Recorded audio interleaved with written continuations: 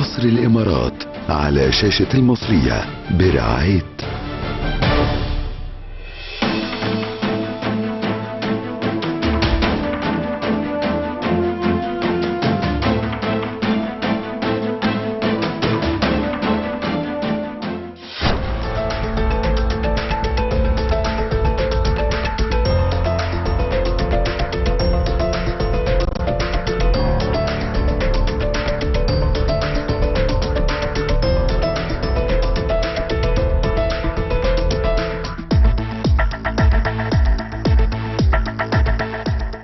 من مصر للامارات، ونموذج لمواطن مصري عايش في الامارات. مش عايزه اكبره كتير، بس هي تقريبا 30 سنه. المهندس نادر ناشد هنتعرف معاه على كل يوم قضاه في الامارات. مساء الخير يا فندم. مساء الخير، اهلا بيك يا أهلاً بيك. ايمان. اهلا بيكي. تقريبا كام سنه في الامارات؟ يعني يكاد يكون 40 الحقيقه. يعني كويس انا ما زودتش يعني لا معقول. لا الحمد لله. انا جيت من في دبي بعد ما اتخرجت من الكليه، وكان ليا حظ طبعا. جيت كانت البلد لسه في بدايتها. حضرتك من عمر الامارات، من عمر الاتحاد تقريبا بالظبط لان احنا لما الاتحاد كان 71. الاتحاد كان 71 وانا جيت 76، وكان لسه في بدايه التجربه في الاتحاد. ولكن يعني طبعا فرق يعني مشيت بقى في كل السنين ديت، وحاشرنا التطور والاحداث والتغييرات اللي حصلت في البلد. ايه بقى الفرق اللي لمسته في فكره ان كان صح هذا القرار، اتحاد الامارات السبعه مع بعض؟ الحقيقه فرقت كتير، لان الامارات قبل ما تتحد كانت مش عايز اقول لك ان كان في يعني حدود ما بين الامارات. يعني حتى اللي كان بيعدي ببضاعه او عربيات اكل كانت بتقف وبيتراجع عليها ويعملوا عليها حجر صحي. ولو في بضاعه زي ساعات او هدوم كانوا بيدفعوا جمارك ما بين الاماره والتانيه، وده فعلا كان موجود. وكانوا طبعا في ذلك الوقت بياخدوها ببساطه، فكانوا بيحسبوها زي الشوال. يعني الشوال ده عليه روبيه في ذلك الوقت، الروبيه اللي هي الدرهم. فكانوا بيدفعوا كل تبديل البضاعه ما بين اماره لاخرى مبلغ طبعا رمزي، بس كان فيه فعلا يعني جمارك ما بين الامارات ومختلفه. وده كان الحقيقه ليه ميزاته وكان ليه يعني عيوبه. الميزات ان هم كانوا بيشتغلوا في بلد ما فيش فيها عوائق او مش شايلين عوائق قبل كده من التاريخ او من اجيال سابقه، كانهم بيبنوا يعني من البدايه خاص من الصفر يعني. بالظبط. كان معاهم زي ما لو تخيلناها قطعه قماش بيشكلوها لسه بقى في توب، وبيشكلوها ويفصلوها بالطريقه. والحمد لله الحقيقه ان البلد دي طريقه التفكير، وده كان راجع كمان للشيخ راشد الله يرحمه، الشيخ راشد بن سعيد، لانه هو كان المؤسس بتاع فكر ازاي الدوله هتمشي ورؤيته للدوله، وازاي هو بسط الامور.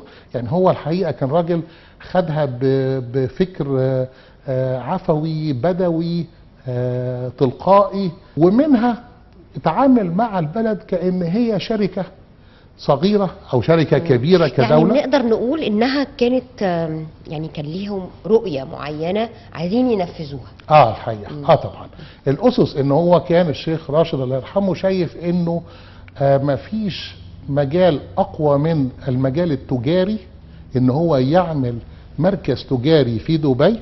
وذلك الوقت ما كانش فيه يمكن غير سنغافور. فكان رؤيته انه ينقل المركز التجاري دوت في دبي. الفكر جه ان هو ازاي يخلق منطقة تجارية ومنطقة حرة، وازاي يجذب الشركات العالمية ورؤوس الاموال اللي تستثمر هنا في الامارات. فعمل البنية التحتية قوية. كان تملي يفكر الشيخ راشد في انه ازاي يعمل بنية تحتية، وكان يعمل طرق عريضة جدا وممتازة جدا وتمشي لعشرات الكيلومترات، ويجي في اخر الطريق ويروح باني مشروع صغير او مشروع كبير. فبالطريقة دي هو عمل الانفراستراكشر، فضمن انه من النقطة اللي ابتداها لغاية نقطة نهاية في وسيلة انتقال، في وسيله انتقال، وان كل المنطقه دي هتعمر. هي كانت بدايتها من الشيخ راشد الله يرحمه، وعلى فكره هو كان راجل بسيط جدا جدا، وكان راجل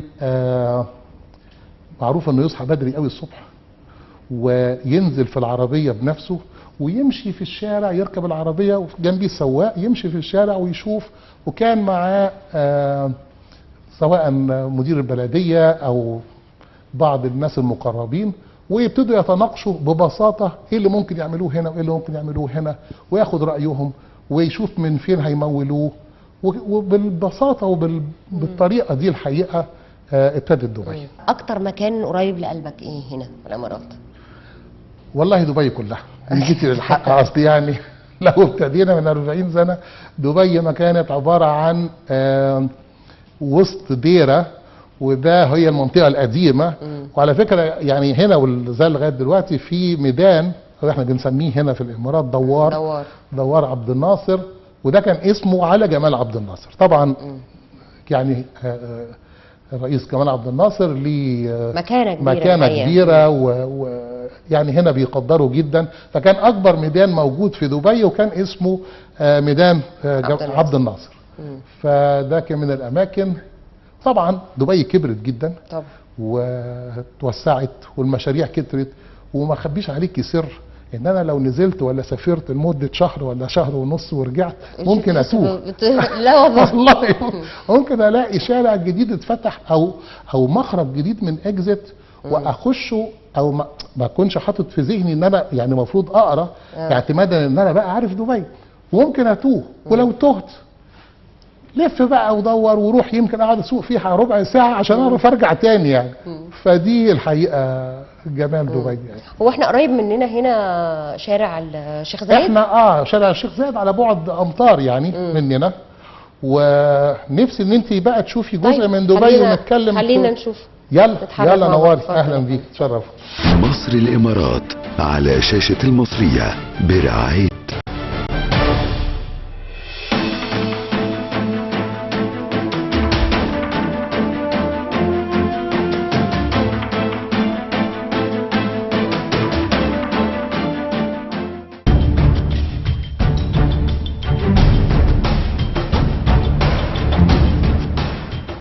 صوت الشعب، بوابة إلكترونية إخبارية شاملة، ننقل الخبر من مصدره دون تزييف أو تحريف، نحقق في القضايا التي تشغل بال كل مواطن، نفتح نوافذ الأمل لكل رأي حر وطني شريف، نواجه المسؤولين في مواقعهم لكشف الحقائق، شعارنا المصداقية، وهدفنا أن نكون نبض الشعب. بوابة صوت الشعب لكل الشعب. رئيس مجلس الإدارة المستشار أحمد حسين البراوي، رئيس التحرير محمد فتحي الشريف.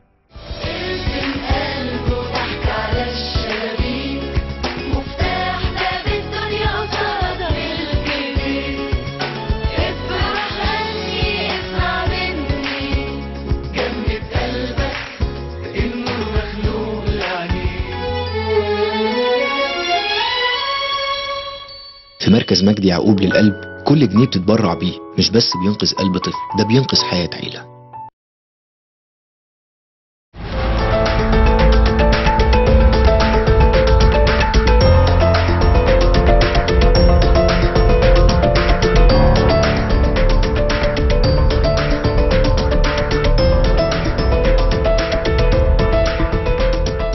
رحنا مع بعض لشارع الشيخ زايد، واحنا دلوقتي قدام قناة دبي المائية، ورؤية جديدة مع جيل بيسلم جيل في دولة الإمارات العربية المتحدة.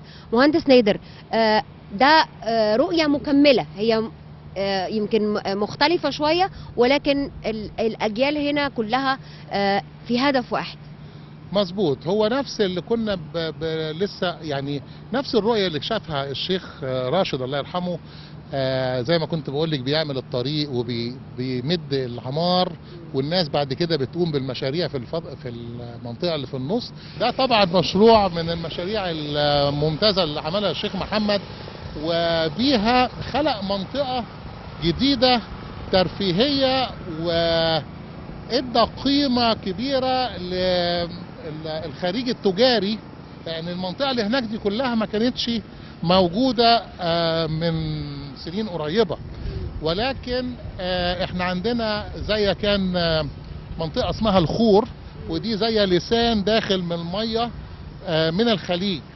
فهو اللسان اللي كان منتهي زي في بحيره صغيره، هو كمل حفر من هذا البحيره الصغيره في اتجاه تاني خالص، بحيث انه يخلي الامتداد للبحيره والميه تخش من البحر في مكان وتطلع من مكان اخر، وبالتالي خلق منطقه زي ما انت شايفه يعني جديده وكلها على قناه دبي المائيه، واصبح فيها مكان للتريض، اصبح فيها مكان لاوتيلات وفنادق جديده، مطاعم، يخوت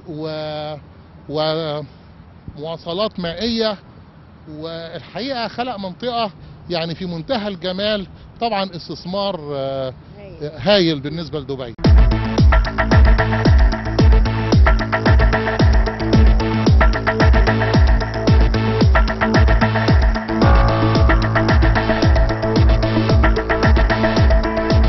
التجربة الإماراتية ووجود المصريين في الإمارات أعتقد أنه مهم جدا في فكرة أنه إن إحنا ممكن ننقل يعني بعض التفاصيل من هذه التجربة على إيدين مصريين عايشوا هنا في الإمارات ويهمهم وكل همهم إن هم يخدموا بلدهم. حملتك مسؤولية كبيرة صح؟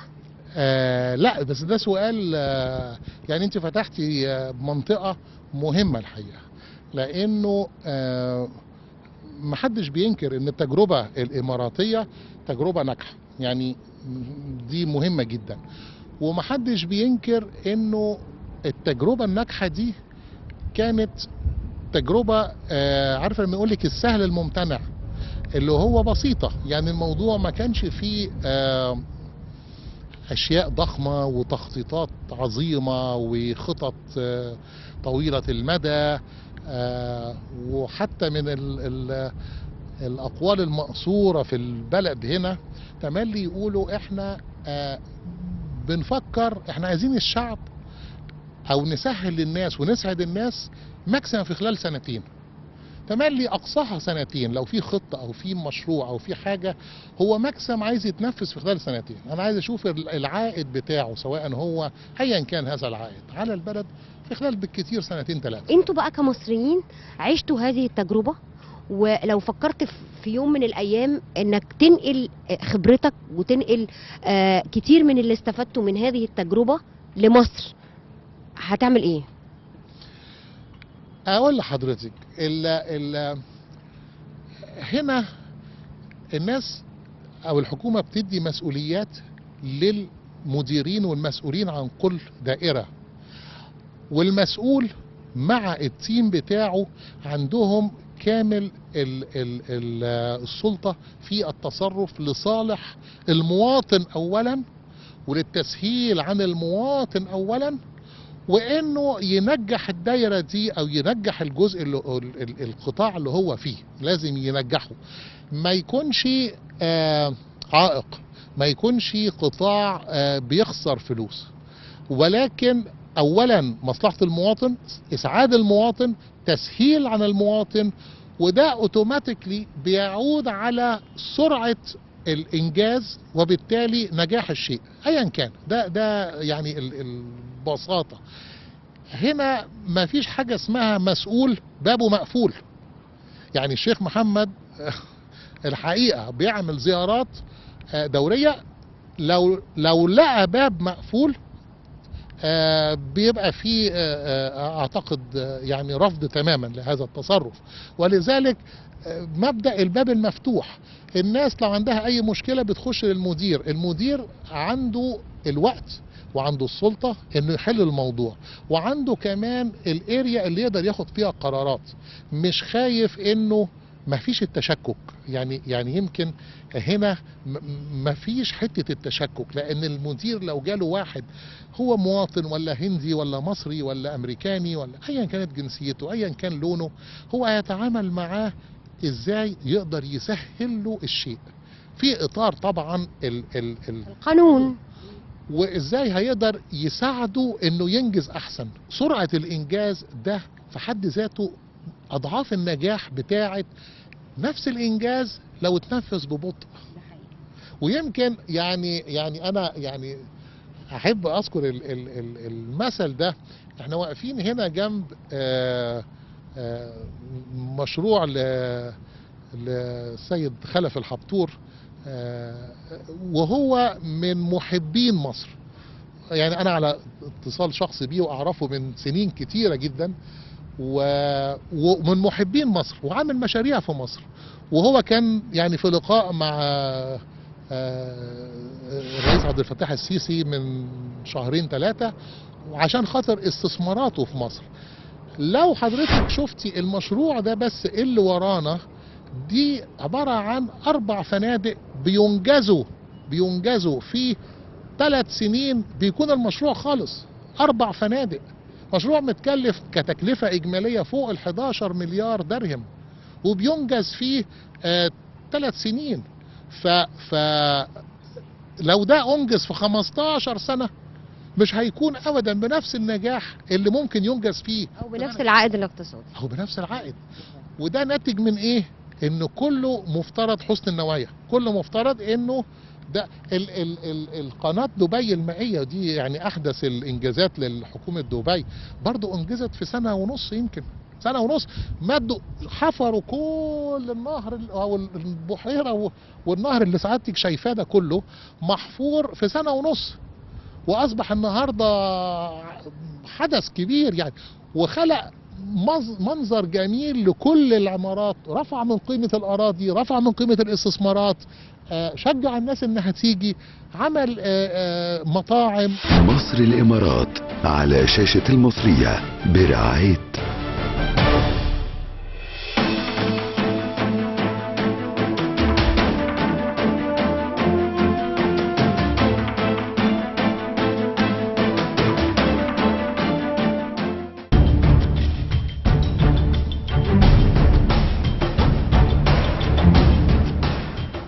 صوت الشعب، بوابة إلكترونية إخبارية شاملة ننقل الخبر من مصدره دون تزييف أو تحريف.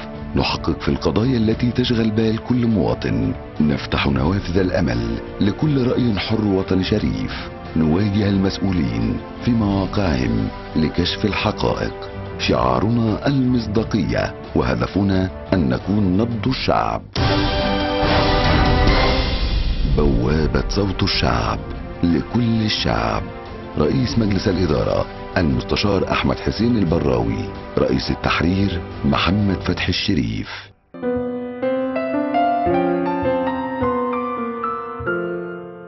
روميو انتيريوس قطعنا أكثر من 3 عقود من التفاني والعمل الجاد والرغبة الشديدة في أن نكون الأفضل في مجال عملنا، بدءا من الوحدات الفردية من الأثاث وصولا إلى حلول متكاملة تماما.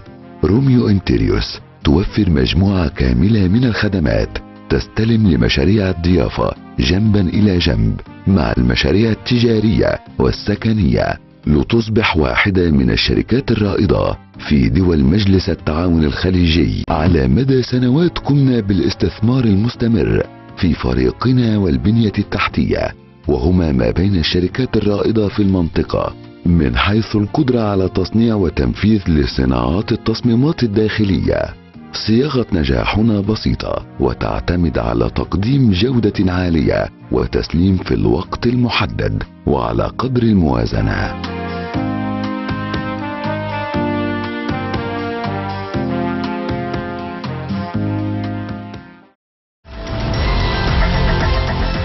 بشكرك جدا مهندس نادر، الحقيقة أسعدتنا، وإن شاء الله يعني المرة الجاية يكون دبي كمان فيها كتير من الاختلافات، لأنها بتقولي من يوم ليوم الدنيا بتتغير. صحيح. أنا شاكر ليكم اللقاء دوت، وإن شاء الله يا رب كده عقبال ما نعمل لقاءات كتيرة تكون في دبي وتكون في مصر، ونقدر فعلا نخلي الدولتين يعني متطابقين. نتمنى إن شاء الله. وشاكر ليكي ونورتوا دبي واهلا بيكم.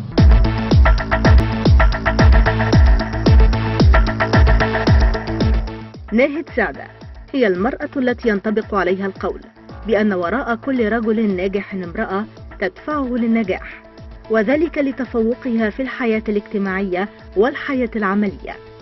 المهندسة ناهد سعدة حرم المهندس نادر ناشد استطاعت أن تكون من المصريات التي رفعنا اسم مصر في الكثير من الدول، وخاصة دولة الإمارات العربية الشقيقة، وذلك في مجال تصميم الديكورات الداخلية. المهندسة ناهد سعدة تروي لنا قصة نجاحها في الإمارات. الشعب الإماراتي شعب متحضر جدا، طيب جدا، ومنظم إلى أقصى درجة.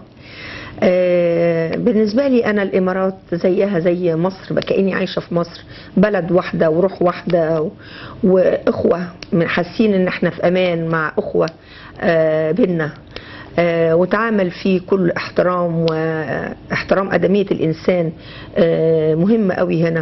أنا بشتغل مصممة ديكور، من صميم شغلي إن أنا بنفذ مشاريع للديكور، منها في دولة الإمارات كلها، من أبو ظبي لدبي، لرأس الخيمة، لعجمان، كذلك بنتعامل في دول أخرى من دول الخليج. ومن خلال شغلي في مجال الديكور في فرق ما بين الطابع البيت المصري اللي هو اللي بيميل إلى الكلاسيكية الفرنسية أكتر، وأما في الإمارات ففي تنوع متطلبات الإماراتيين فيها برضو شيء جميل مختلف، اللي هو التنوع ما بين الشرقي والعربي والمغربي، وفي نفس الوقت المودرن الحديث. فالمزج ما بينهم بيطلع شغل حلو. من الحاجات الجميلة برضو في مجال شغلي ان كتير من العملاء الاماراتيين والاماراتيات بيحبوا جدا التراث المصري، وبيطلبوا إضافة إن لم يكن الديزاين بتاع البيت كله التراث المصري، يبقى فيه حتى على الأقل تاتشات، يعني بيطلبوا من جزء من التراث العربي ده أو الشرقي، أو مشربيات مبسطة من أشغال الخشب أو الصدف، وكذلك الأقمشة والستايل الفرعوني كمان بيعشقوه جدا في الإمارات، وبيحترموه وبيحترموا الحضارة المصرية. وأنا فخورة كوني مصرية وكوني بشتغل في دولة متحضرة وتقدر كل ما هو حضاري، وبتحترم التراث المصري والحضارة المصرية والفرعونية. من الحاجات المميزة في مجال شغلي أني لازم أكون مطلعة على أحدث التقنيات الجديدة في مجال الديكور، لأن المنافسين من كل دول العالم، سواء فرنسيين، إيطاليين، ألمان، أسبان، في كل جنسيات العالم. فمن الحاجات المهمة جدا اللي ساعدتني بحضور معارض عالمية سواء في إيطاليا أو أسبانيا أو غيرها أو فرنسا، إن الواحد بيبقى مضطر إن هو على طول يبقى أبديت على كل ما هو جديد في كل تفصيلية أو في كل مادة ممكن تستعمل في مجال الديكور. فدي من الحاجات الجميلة. وفي آخر لما الواحد بيقدم تصميمات جميلة وبتلاقى الإعجاب ونبدأ في التنفيذ وبيخلص المشروع، بتبقى سعادتي لا توصف لما الاقي الشيء جميل اترجم بحاجه حلوه قوي. ويا حبذا لو واخده مزيج من التراث الاماراتي او التراث المصري الجميل، فده شيء جميل وبيسعدني جدا لما الاقي ان العميل او العميله يعني شغلي حاز الاعجاب. بكل تواضع ببقى فخورة ان انا مصرية عايشة في دولة الامارات، الدولة الجميلة اللي بحسها كأنه بيتي بالظبط، وانا بركب الطيارة من مصر الى الامارات ان انا جاية بيتي التاني. علاقاتي بالسيدات الفاضلات الاماراتيات يعشقوا جدا مصر واكيد ام كلثوم وعبد الوهاب والاغاني المصريه واغاني سيد درويش. وانا فوجئت ان كتير جدا من الحاجات مهمه جدا عندهم سماع ام كلثوم، ويطلعوا على الفن المصري والافلام العربيه والديكور ايام الافلام السينما الاسود والابيض القديمه. فده من الحاجات الجميله اللي اسعدتني جدا، انه بحس ان انا قاعده مع مصريات، والسيدات الاماراتيات مطلعات جدا في غايه الثقافه والاحترام والجمال وتذوق الفن. ده شيء ميزه جميله عندهم. العلاقات المصريه الاماراتيه علاقات قويه ومتينه، وده انعكس بشكل ايجابي مش بس على المسارات السياسيه والاقتصاديه، لا كمان على المستوى الاجتماعي والثقافي والاهلي. مصر الإمارات على شاشة المصرية برعاية